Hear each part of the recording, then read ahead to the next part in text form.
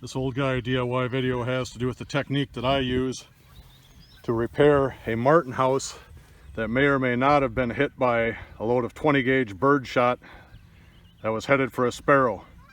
So the sparrow paid the fee. The house is a little bit damaged, so now my job is to repair it. So I took this lid. I'm just going to use white plastic to repair it. Took the Milwaukee grinder. I cut the flat part of the lid out. Now I'm just going to hold the lid up here. I'm going to kind of trace the rough shape, drill a few holes, zip tie it, and put it back together. And here's what the repaired house looks like. See, it has the OSHA approved guardrail. So if the martins do decide to use it, little guys step out one day, they don't come flying off the edge.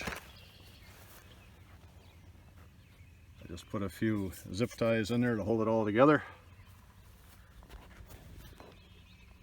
One sparrow paid the fee in the making of this video.